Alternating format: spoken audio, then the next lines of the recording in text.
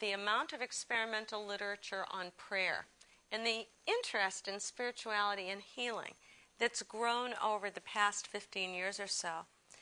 Even at Duke University, there's an enormously powerful center that looks at spirituality and medicine. And hundreds of studies have come out of that Duke Center. One of the studies on prayer that I found particularly interesting actually has recently been replicated. And in science, that's what we like to do. We like to say, it wasn't a fluke. We did it again.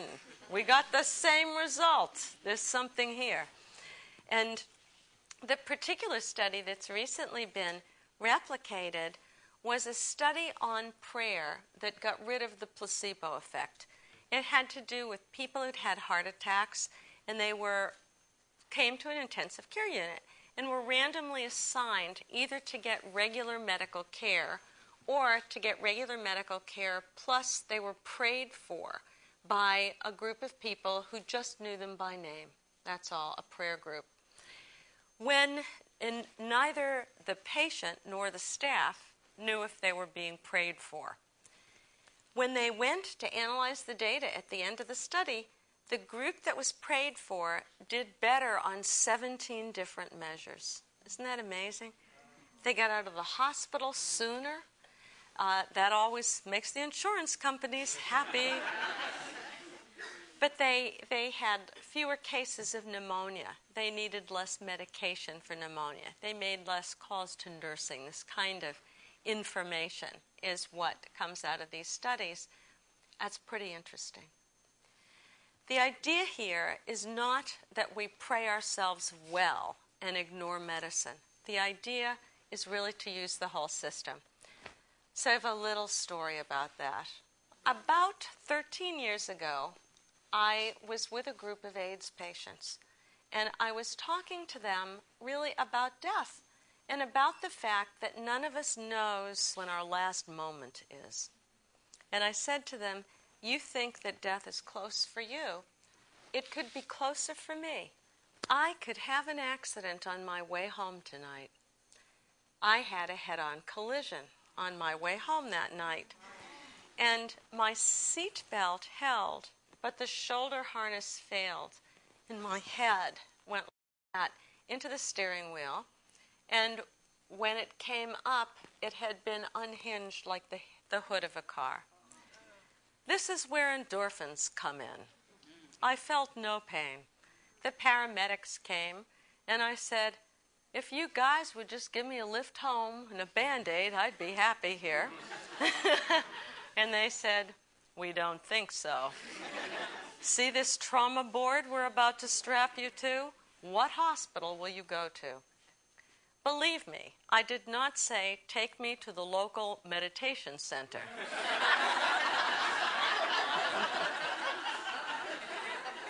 I said, take me to the best hospital that has the best plastic surgeon. Era 1 medicine came right to mind, is just what the doctor ordered. And that's what I did. I was taken to the hospital, and I knew a wonderful surgeon. God bless him, he's passed on now. He was a fabulous human being. There's a big difference between curing and healing. And what curing is obviously having our whole function restored. And when we're sick, isn't that what we want? I mean, that's what's in everybody's heart. May I be cured, may life go back to what it was. Healing is a totally different thing. Healing is a restoration of that sense of connectedness. That sense of restoration of connecting with yourself happens oftentimes to people really who are ill, because they get their priorities in order.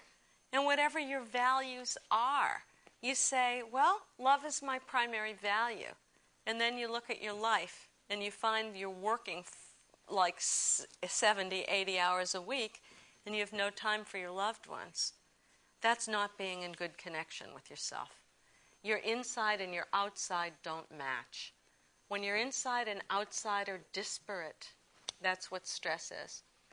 I'll tell you, I've seen people give up their jobs in a heartbeat when suddenly they're faced with, am I going to survive this?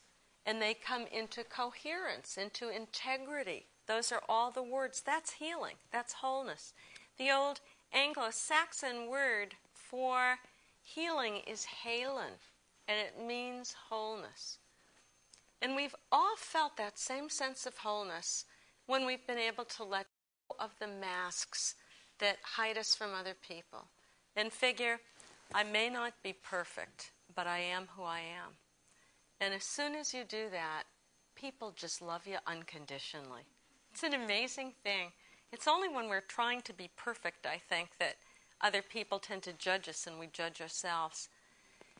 And that ability to be present with other people, to forgive other people, to forgive ourselves, to feel a connection to some greater source, to know our place in this world between the earth and the sky, that's healing. And it can happen at any time during life.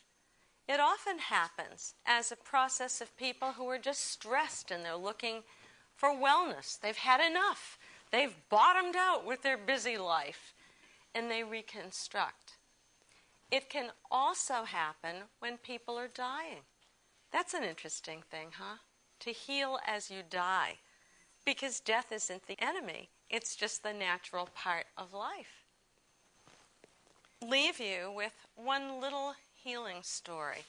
Because every time you, in your own mind, think back to something that touched you, something that moved you, you are creating the conditions in your body for curing to happen. It won't always happen, but sometimes it will.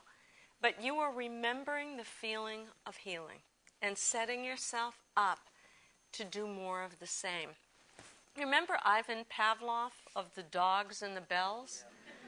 He was dying of a widespread bacterial infection in the days before Era 1 medicine, no antibiotics. He was so sick that his doctor said, say goodbye, most likely you're going this very night.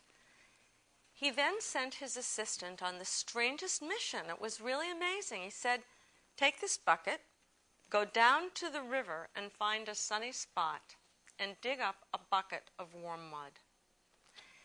Assistant brings back a bucket of warm mud. Here's Pavlov. He's dying, so weak he can hardly move, hands in the mud, making mud pies, and a blissful look on his face. Now, think of the neuropeptides. Accompanying this, think of this. Blissful look on his face. A few hours later, his fever breaks, and he recovers. So the assistant, when he's well enough, is eager to find out what happened. Pavlov said, here is what happened. I thought if I could recreate the most loving, connected memory of my whole life, if it was possible to put my body in that state of healing, really, he didn't say it in exactly these words, but put the body in the state of healing, then if curing was going to happen, it could happen. And so he said my mother used to do her laundry in that river.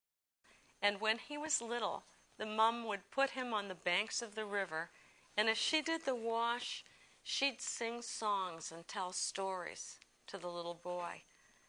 And that brought back all of those memories. And healing is really a feeling. You all know that healing feeling in your own body of when your heart opens and your defenses drop and you're grateful to be alive and you're grateful for the moment. And you know Mother Teresa was right. We're here to give and to receive love. And for me, it's really a kick that modern medicine and science are finally figuring this all out. But you know what? It's frosting on the cake. It's worth loving, even if it wasn't good for your health.